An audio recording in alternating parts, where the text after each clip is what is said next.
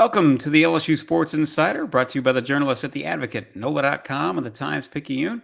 Perryn Keys here, hanging out with Koki Riley, our LSU baseball beat writer. He has been there for almost all 56 of LSU's regular season games, but certainly the overwhelming – how many did you miss? Just the three, Koki? Is that right? 3 or 4? Just 3, yeah. Yeah, just 3. 53 out of 56. That's a pretty damn good batting average, as you would expect an Advocate beat writer to have going there.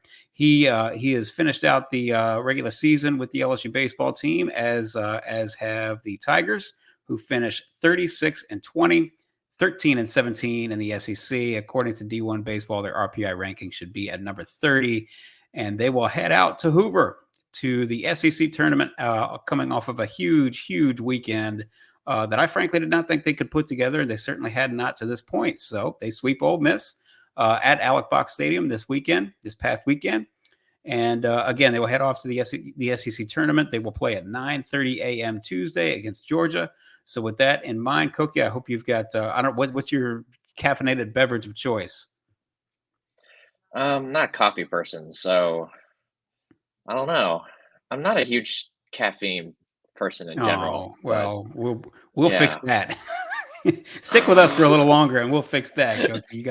We'll have you shotgun and Red Bulls in no time. But anyhow, we are here, of course, obviously to discuss the Tigers. They're back in the fight now. They, as we said, they're 13-17, which is sort of that I don't want to call it bare minimum, but certainly that's the mark. If you finish 13-17 in conference play, historically, you've got yourself a pretty good shot of making it in. It's certainly not a given. We're going to have to see how these conference tournaments play out, and we'll get into that. But we'll start off, Koki, just by saying, hey, where do they stand? Where does LSU stand, and what does it look like they'll have to do when they get to Hoover? Yeah, so in terms of where they stand in comparison to the rest of the country, this team should be in. This team deserves to be in. When you look at the other teams that are outside the SEC in comparison, if you compare their resume to a James Madison that won 2 out of 3, even won 2 out of 3 this weekend, to say even a team like UL or Xavier they beat earlier this season. Those teams are more firmly into the field, but I guess Cincinnati's another team that's kind of on the bubble. They're ahead of all those teams in RPI. They're ahead of virtually all those teams in RPI. They're just at quad 1 wins, quality wins. I mean, almost whatever you look at, they're ahead of a lot of these, if not most of these, pretty much all of these non-conference teams. UCF, I think Northeastern's the only team on the bubble that D1 Baseball and Baseball America listed that is a higher RPI than LSU right now after this weekend. So when you look at it from just the metric standpoint, you look at them and you're like, oh, they should be in comfortably. But the problem is the SEC has never put in 11 teams into the tournament.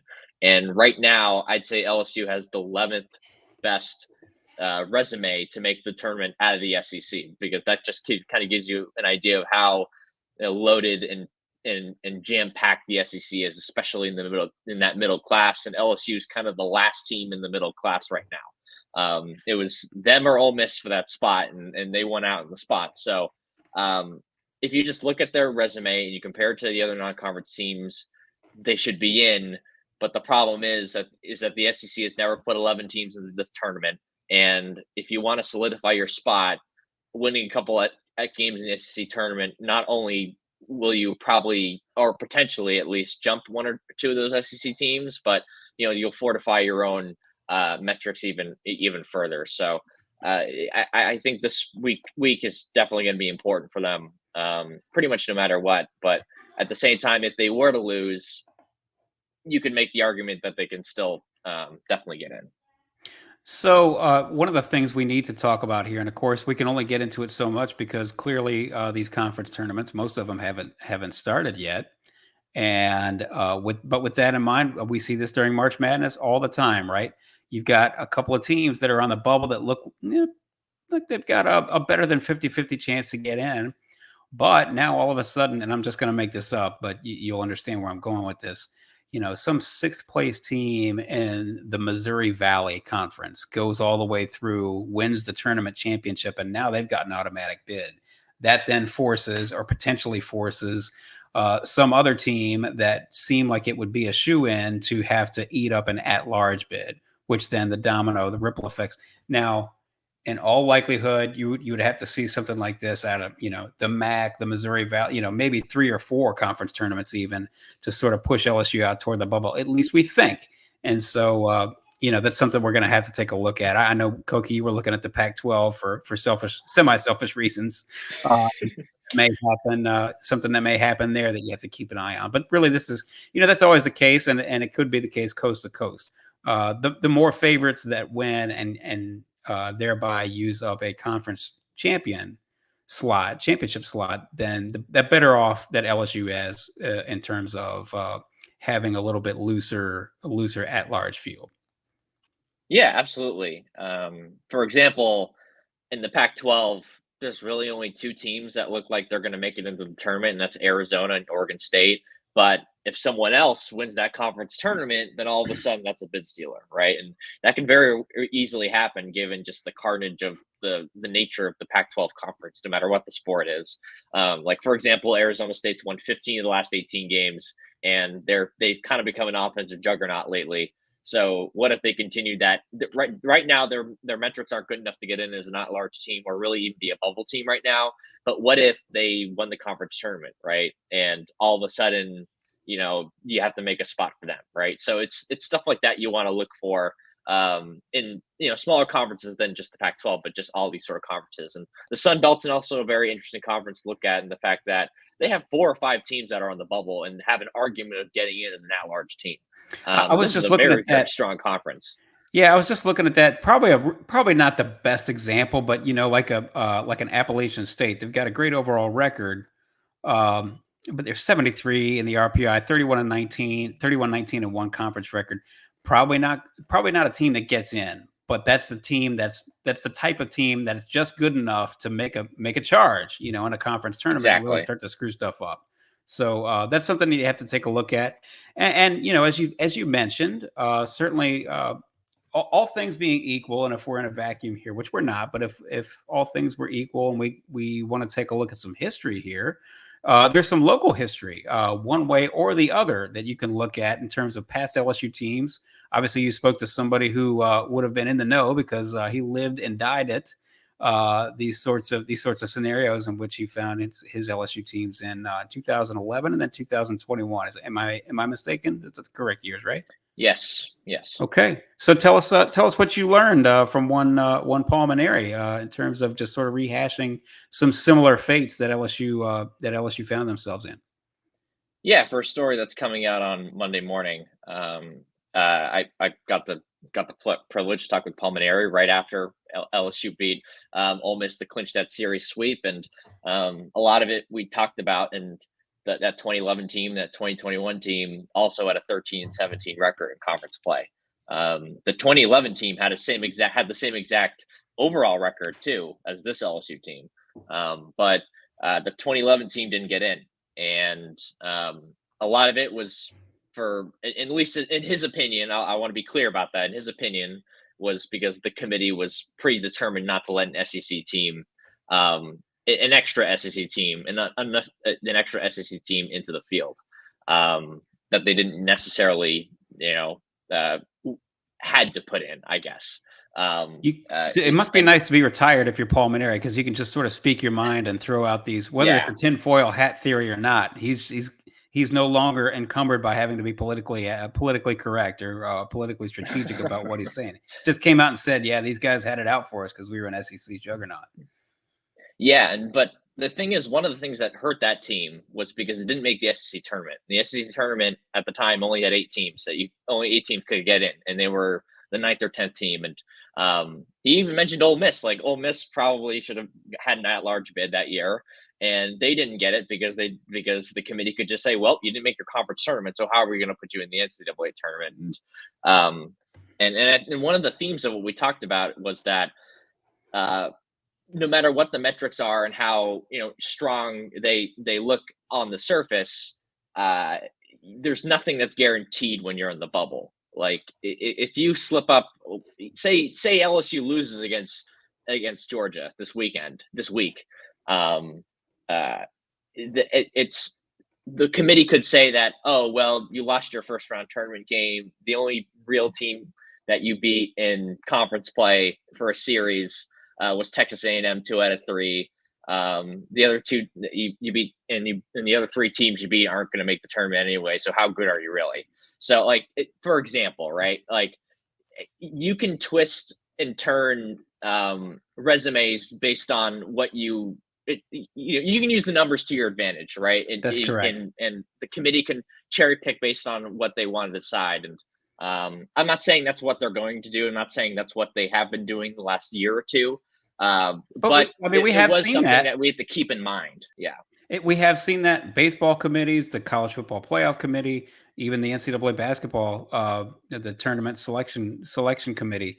A lot of times, fair or not, right or wrong, good or bad, up or down. A lot of times they will decide we have decided that we are going to use the eyeball test with this team, and then, in my opinion, anyway, just sort of retrofit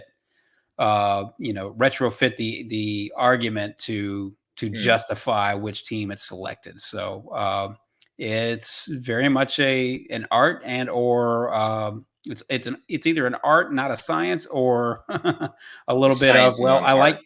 Yes. Well, it's you know what? It's kind of both, though, isn't it? And plus, Or it's both. Yeah. that's and there's a little bit of political maneuvering, even possibly. So there's at least in Palmineri's eyes, there certainly was in one of these years. So, well, look, long story short, this none of this is probably on the table if LSU only wins 2 out of 3 against Ole Miss. They really needed a sweep to even put themselves in a decent position. We've been talking for weeks now about how we thought 13 and 17, was kind of the make or break number. For conference record for LSU to, or really for that matter, any SEC team to sort of have a decent case to make. And certainly, look, they did not sweep a conference opponent all season, all the way until the very end. They needed 3 wins. I had just sort of assumed that even if everything went right, they might only wind up with 2 out of 3, just because that's sort of the way this season has gone for LSU. But they took care of business in more ways than one, and they really did it. And it wasn't just starting pitching. It wasn't just the bullpen. It wasn't just Tommy White. It was all these things sort of coming together at all the right time, which we'll get into a little bit of detail in a minute here. But Koki, just sort of your general assessment of the weekend that was. Yeah, it was, I think, top to bottom, arguably their best played weekend of the year. I think the Houston weekend is the other one that would come to mind.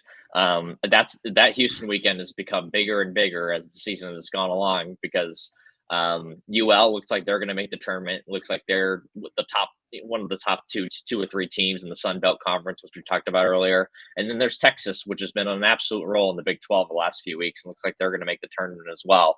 LSU's ahead of both those teams in RPI and KPI, by the way. Actually, Texas might be slightly ahead in KPI, but you understand what I'm getting at here. They're right there with these other teams that have done well. Yeah. And just to get back to this Ole Miss series, Ole Miss did not look impressive at all this weekend. This was an incredibly disappointing weekend for them. They just had they won 2 games. They're in the spot that LSU is in right now. But it's not a terrible opponent. It's getting these wins really helps their RPI standing, really helps their standing just probably within the committee to sweep a team that was considered to be at least on the bubble heading into this weekend. And they did it with great pitching. Like that's the number one thing that like just sort of jumps out to you this weekend.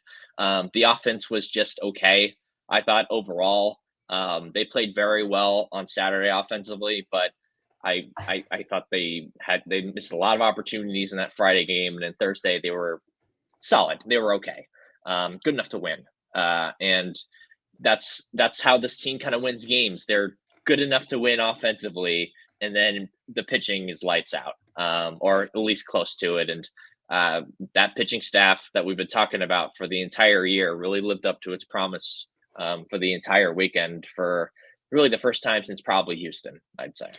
So let's get into a little bit more of that. We said, I mean, all the way back in February, Koki, right? And this was not just us. Obviously, this was probably Jay Johnson himself, in addition to everybody who pays attention to college baseball, generally speaking. The strength of this team, the LSU baseball team, was supposed to be its pitching staff, starting with the weekend rotation. Thatcher heard that experiment obviously did not work. For whatever reason, we can get into that later. But listen, long and short of it is that Gage Jump was supposed to be a great weekend pitcher. Luke Holman was supposed to be a great weekend pitcher, and you can make a pretty strong argument. All of a sudden, you look up and this is one of the better duos for a weekend rotation in the SEC.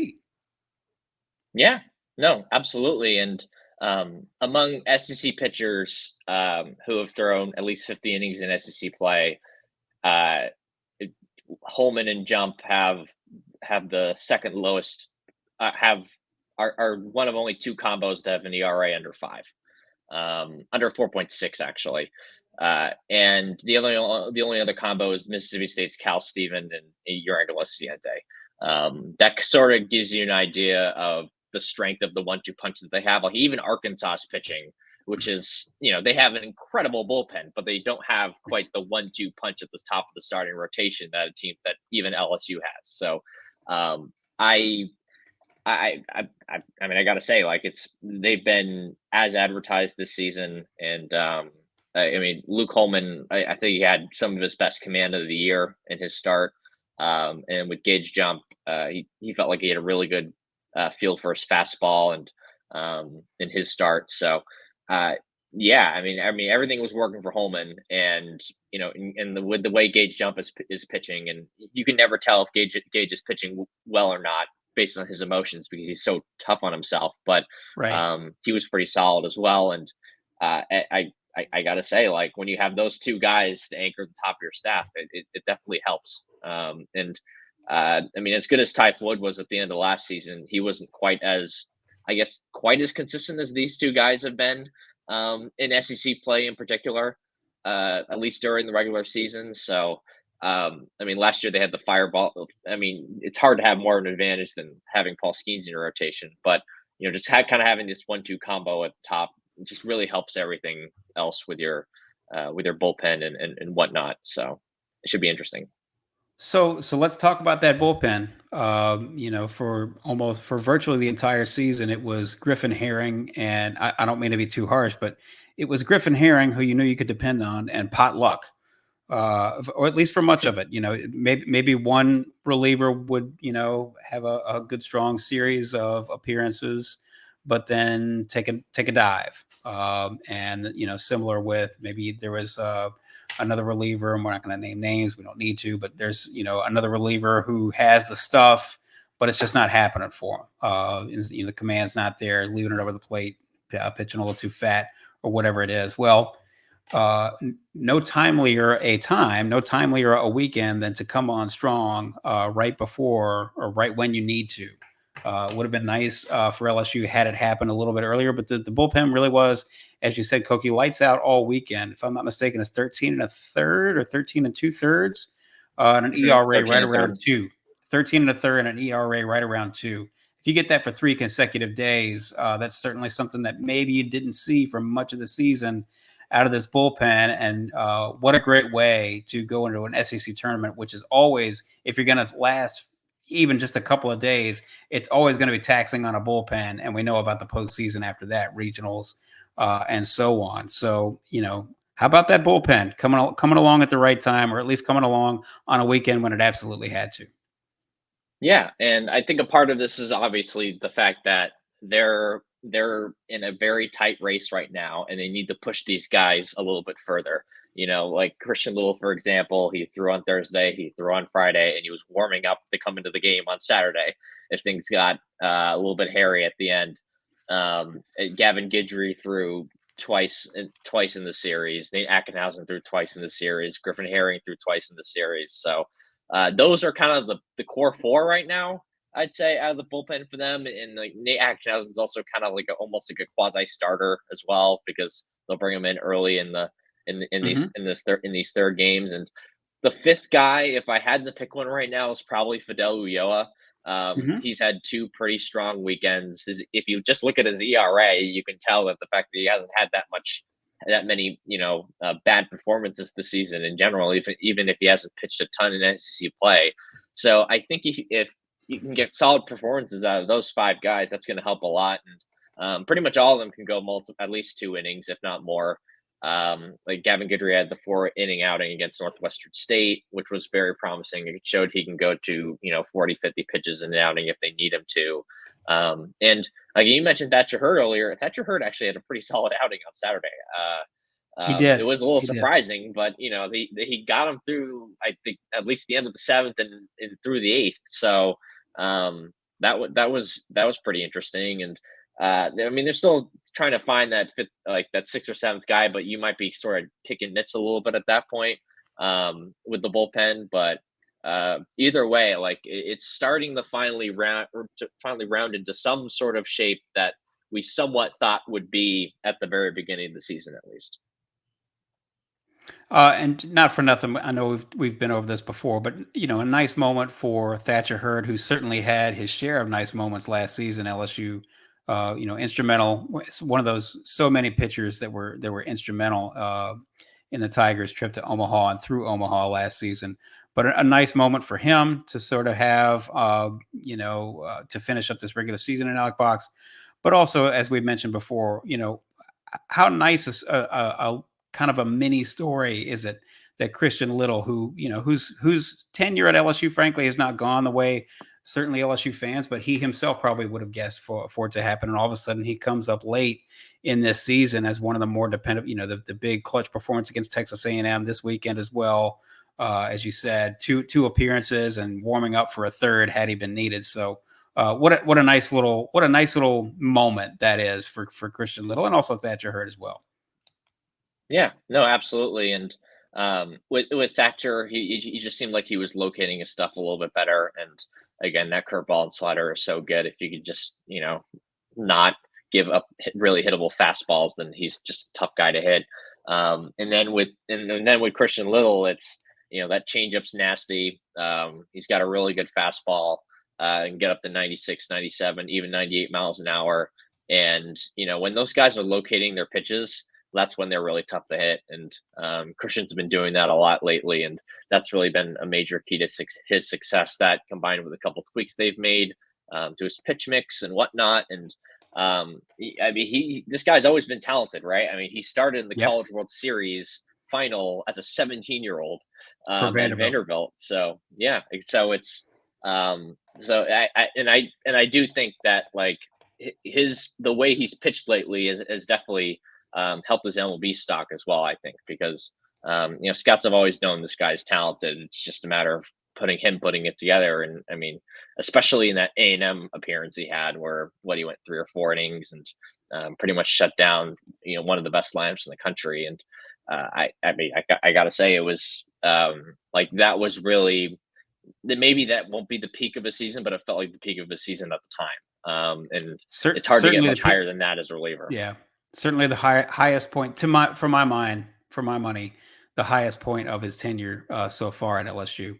Well, speaking of helping his stock out, not that he needed much help to begin with, but it's harder to do much better than going 8 for 13, 3 homers, 7 RBIs, 6 extra base hits in one weekend, including a grand slam to sort of finish off the series.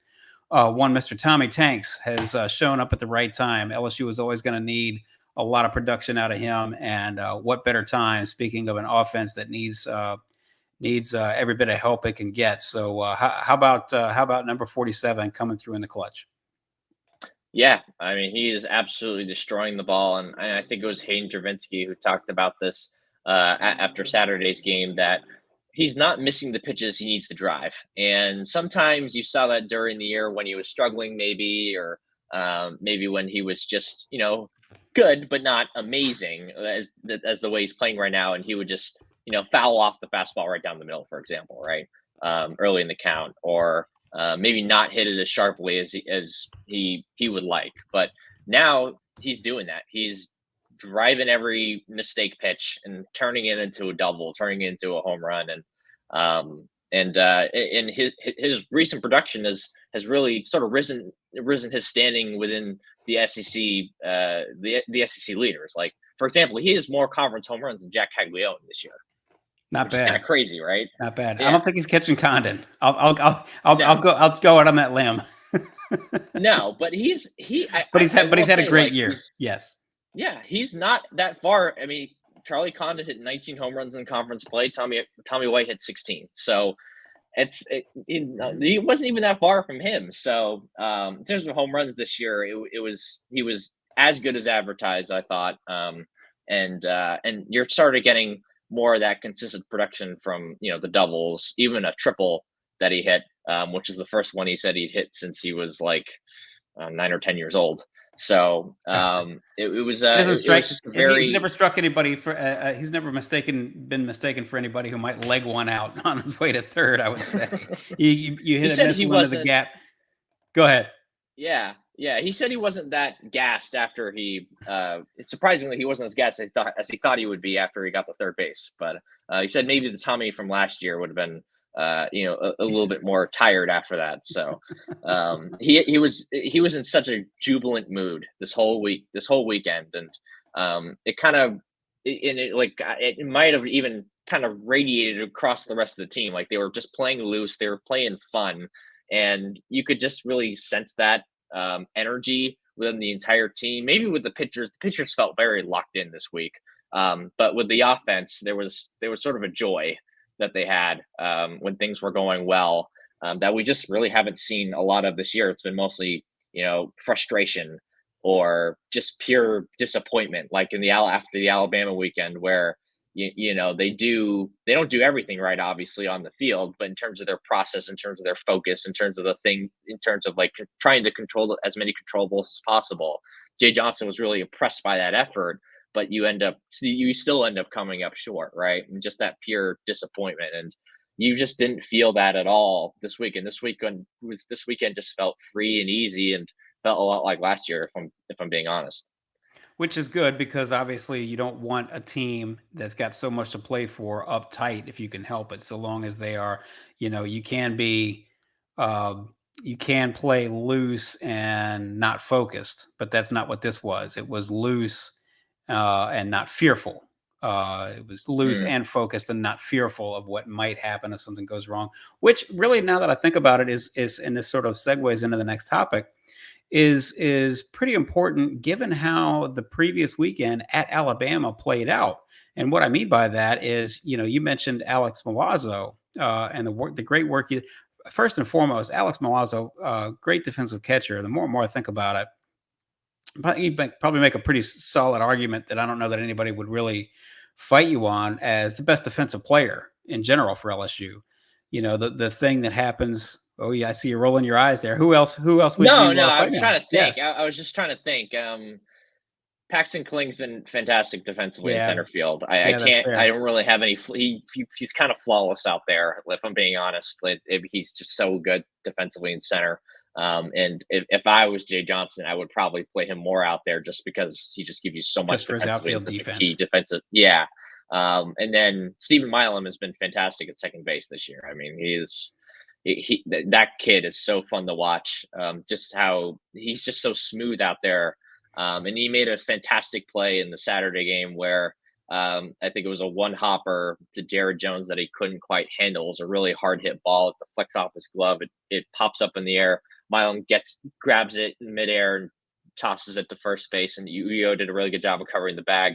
And he did it all kind of in one motion. And it was just a very, very impressive play. And but in terms of like pure value, though, like what Milano's doing behind the plate is obviously more valuable than what happens in center field and second base. Like, he's catching every single ball. He's keeping the pitchers in check, right? He's blocking everything. So like, that's obviously, there's more value into what Milazzo's been doing, and he has taken the starting catcher role, and he has run away with it. Yep. And I don't think he was the guy to start the season. It was Brady Neal, and just like it was last year. And that honestly didn't surprise me, because Jay Johnson has a lot of belief in Brady Neal, and he's basically admitted it himself in that he said in the past a few times that I'm harder than Brady Neal than I am with maybe some of the other guys because of how much I believe in him. Mhm. But with the way that, but on the flip side, but with the way that like Alex Milazzo has played, he can't take him out of the lineup. He just can't. Which Um, which but the one thing I was gonna go back to was that Alabama series. Alex Milazzo known for, excellent defense, and the one time, just that whole game, and you know which game I'm talking about. I wish I could remember which day it was, but I mean, you had Alabama dead to rights. It was not it was you say it was that's the almost Friday not game. possible to lose that game. Yeah, yeah, okay, so yeah, it was the Friday game because that's how Yep, you that started was off the the first series, and game. you're thinking, gee whiz, we put ourselves behind the eight ball. But to have him, I mean, how many times does Alex Milazzo field a tapper out there, between the mound and the plate and throw wide of the bag at first base? I mean, what the likelihood of that in and of itself is minuscule. And then he comes right back out. There's no question that he's going to stay in the lineup. He comes right back out and has as solid a solid a weekend behind the plate as you could ever hope to have a catcher have against Ole Miss. So that these are nice things to see in terms of bounce backs. And frankly, part of the reason why I didn't think that LSU was probably going to sweep Ole Miss as they needed to, because it's just these sort of weird things that would happen all season, right? They're in Mm, position to sweep, or even if they're not, even if they're in position to take 2 out of 3 and they only take 1. Well, they get a bunch of guys on, but they can't get them home, or they have, they don't get the timely 2-out hit, or something weird happens where you have your best reliever on the mound and Griffin Herring, and he doesn't, he can't quite get the job done. And all of a sudden your best, you put the ball, if the ball is going to be in play, you figure, well, the one guy I'd like to have his hands on the ball to make a play defense in terms of a defensive prowess standpoint, it would be Alex Milazzo, and he throws wide of the bag. I mean, just these crazy things that keep on happening to LSU that you really can't explain. You mentioned Paxton Kling, starting off cold, or certainly cool, lukewarm, however you want to put it in SEC play, and Mac Bingham, hitting. I don't remember what he hit last year at Arizona, but certainly not anywhere near what his average. yeah. He's not anywhere near what his average was last year. So just all these sorts of things that keep on piling up on a baseball team, and you figure maybe even if they're really good and they play really well, if it's just for whatever reason it's just not happening this year. But they did it; they got it done this weekend as they needed to. Yeah, absolutely. And one of my biggest worries is that they just haven't had enough pitching to sweep a weekend. Yep. Yep. And I understand why they do the whole Johnny Holstaff thing on the Saturdays/Sunday games because they have to. They Right. don't really have anyone reliable enough to go 5 or 6 innings in that third game of a series. Um, and and that combined with the lack of bullpen depth that they've shown for really the entire season, and also add in the fact that the offense just isn't really taking advantage of day three pitching. That's how you've gotten all these sort of disasters. That's how you've been run ruled in 4 of those games. That's how you came into that debt. You came into There's a reason why they were 1-8 heading into this Saturday in game threes.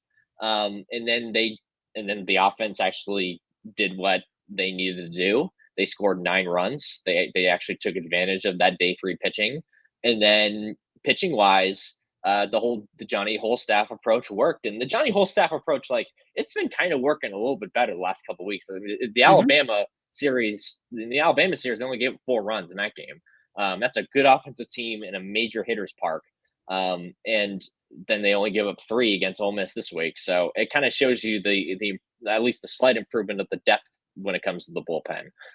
They have And right. Go yes, ahead. and that depth has to be there because uh, you're about to go in the SEC tournament. You're going to play a lot of games in not a lot of days, right? And you're going to need as many guys as you need as many guys as possible to throw well, and you're gonna have to extend guys. And you saw it last year, and you've seen it even earlier this season because of the position they're in. I guess like if that's the only concern heading into, even if they make a regional with this team, it's the fact that they've had to start the clock earlier with a lot of this stuff in terms of pushing guys, and having them throw multiple times in the same weekend and all that sort of stuff. And that was sort of a problem they had with the 2022 team because they didn't have the starting pitching ever for really the entire season. So had to push the bullpen for not just the end of the year, but the entire year. But so the fact that they have 2 starters is really going to help them. But they need this offense to be a little bit more consistent in order to sort of combat maybe some of the fatigue that a guy like Griffin Herring or a guy like Nate Ackenhausen might feel if they get into a regional, once they get into day 3, day 4 of the SEC tournament, if they get there, stuff like that. Like that's going to be something I'm going to at least monitor, right? So it's this team has the talent to do something special this season still. As long as the committee obliges and they win a game or 2 here in the SEC tournament, even if they lose the first game, I think they have a chance, depending on, again, like what's going to determine their fate. Even if they only win a game or don't win any game, if they only win a game or don't win any games in the SEC tournament, is how many teams how many SEC teams the committee's willing to put in. If they're willing to put in 11, this team's in. Yep. And they won't need the SEC tournament to get in. But if they're not, you got to win at least 2 games. So it's, I think you probably need to win 2 games because they're 11th of 11 right now. And there's not really an argument to put them ahead of Vanderbilt or Florida or even South Carolina. I guess they're the closest since they haven't played them, or Alabama. So, and if you think about it, like kind of the crushing thing with the season is that they just win that Vanderbilt game, and if they win that Florida game and they win the Alabama game, they might not need the SEC tournament. How many? If they wins then. If they sweep Missouri instead of leaving one there, if they hold on against Alabama, how big would that game have been? How big would that win have been? Would it look now? They sweep Auburn, Yeah, that's right. Yeah, that's all those games that missing your opportunity to sweep Missouri, missing your opportunity to sweep a pretty bad Auburn team, and missing that. If you replay that Friday game at Alabama 20 times, you probably win 19 out of those, and as the scenarios play out exactly as they did all the way to the 9th inning, you probably win that game 19 times out of 20, but it just didn't happen for them. So now here they are. So speaking of SEC tournament, 9:30 a.m. Tuesday, we're going to get you some Red Bull. We're going to get you onto that because you definitely need to be hooked on it like I am. LSU versus Georgia. Well, what's got to happen? We all know about Charlie Condon, of course. I think the casual fan is well educated on him. But why has Georgia had such a great year? And what is LSU? Whom do you expect to see in the lineup? What does LSU have to do? All those things. Yeah, Georgia matches the ball. They're a really good offensive team. And Wes Johnson hasn't had a lot of talent to work with the pitching staff, but he's had the sort of Johnny whole staff it together for the entire season just so they can, win enough games. I mean, they're at 17 wins in SEC play. They've had a really good season. But you kind of see the cracks in their lack of pitching depth with that last Florida game where they lost 19-11. They gave up 19 runs in that last game. And if they beat Georgia in that game, if they just beat Florida in that game, Florida is kind of dead because Florida would have had to go to the SEC, the semifinals of the SEC tournament just to be eligible to be in the tournament because again, they were on the borderline. If you're not over 500, you can't get in. And they would have been at 500. So either way, like it's that losing that series was pretty big for Florida's hopes. But I think with Georgia, I mean, they have the best player in the country in Charlie Condon. I don't think there's any debate in that. I think he's going to be the number 1 overall pick. At least he deserves to be the number 1 overall pick in the Major League Baseball draft. Again, they mash the ball. The pitching depth kind of lacks there.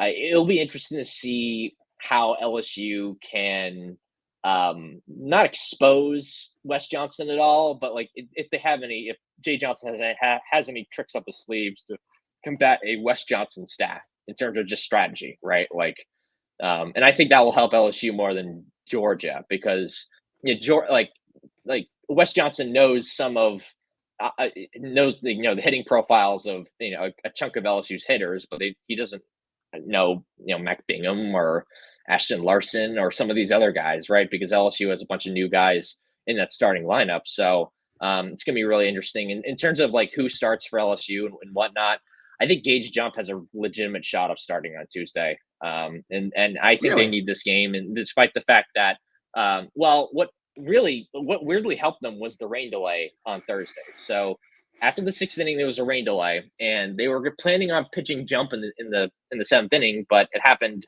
during the 6th, so he had to come out after 83 pitches. And the fact that he was only 83 makes you think that, okay, he gets what, 4 or 5 days of rest heading into the Tuesday game, 4 days rest, and he had less pitches in that Thursday game. So I've asked Jay Johnson about this at least once, maybe twice, and he hasn't ruled it out at all. And I just think it's possible. And even though Jay was, and this, we probably should talk about this earlier, but Jay was very, very confident in this team's chances to make the tournament, to the point where he said that they're one of the 10 to 15 best teams in the country without question.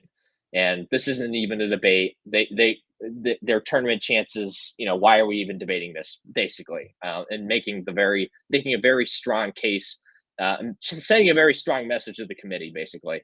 And even though I think at least most of him believes what he said, I also think he thinks this game is critical for their chances. Yeah, and that's right. They really want to solidify themselves. And yeah, even if he really, I'm sorry, but even if he really, truly, genuinely believes they've done enough and they're going to make the case, as a coach, you have to coach like, well, we can't leave it to chance.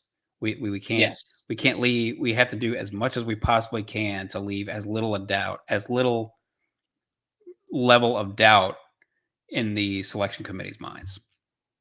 Yeah, absolutely. And I mean, you look at, Georgia's 6th in RPI right now. So like, it's not just a general resume booster, and it keeps you alive in the SEC tournament. It's a big booster.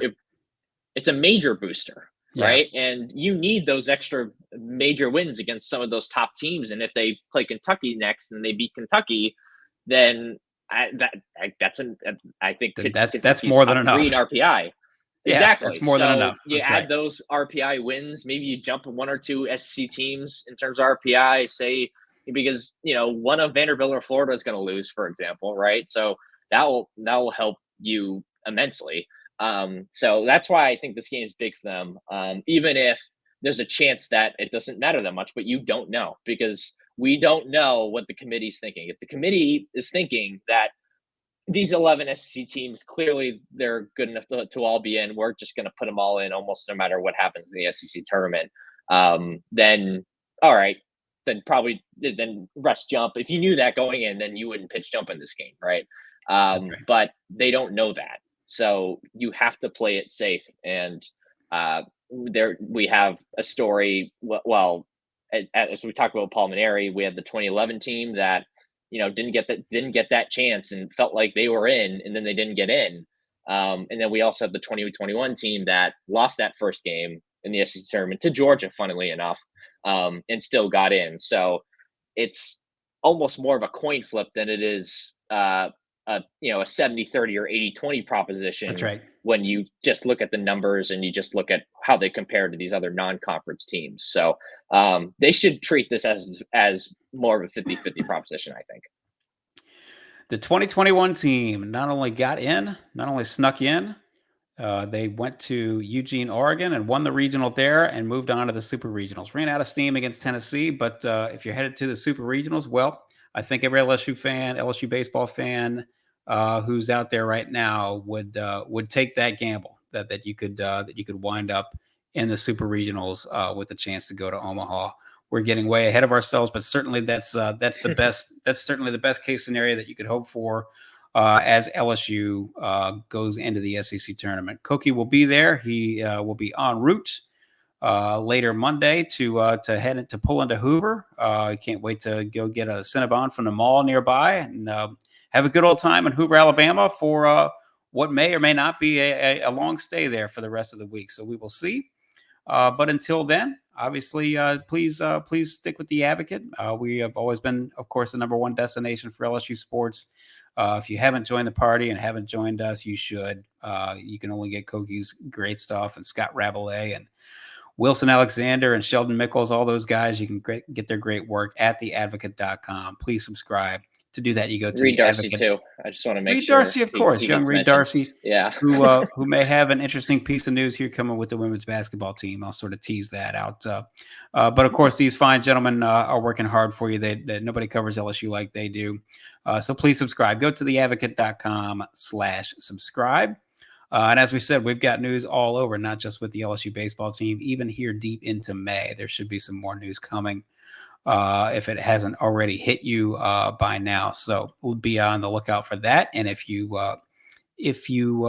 have signed up for the LSU newsletter, well, there's a real good chance you get breaking news, that type of breaking news, sent to your inbox already.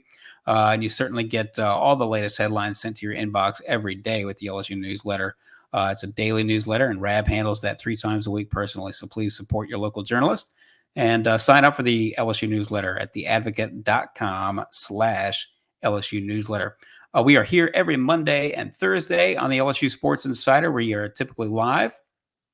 We're live on all our social channels, specifically the YouTube channel, LSU Tigers on NOLA.com. If you search for LSU Tigers on NOLA.com on that YouTube channel, you should be able to find it. You should be able to subscribe to that channel. And that way you'll never miss an episode and you can catch us live. And if you don't catch us live on Monday and Thursday, you can always catch us sometime after the fact and catch up. And of course, if you don't want to find us on YouTube or Facebook, you can always find us on Apple Podcasts, Spotify, or wherever other finer podcasts are found. Please just search for LSU Sports Insider. And if you do that via Apple, you can leave a 5-star review. Please do. That'll help us find more LSU fans, and it'll help more LSU fans find us. Koki, it's been quite a journey. It doesn't seem, well, I don't want to speak for you, but it doesn't seem like February was that long ago. But, we're 56 games past now. And so we're getting down to crunch time. We'll see what LSU has in store, if they can pull a couple of more LSU baseball magic out of the proverbial hat, and see how far they can go. It's crunch time now. The weather's warm. The crawfish is out. The ball is flying a little bit farther in these warm parks, although, of course, we know Hoover is pretty spacious. So we will see how that plays, either to LSU's advantage or disadvantage. So, but anyway, with that in mind, Koki, it's been a pleasure. We appreciate you jumping on what's going to be a very busy week. For Koki Riley, I'm Perryn Keys. This has been the LSU Sports Insider.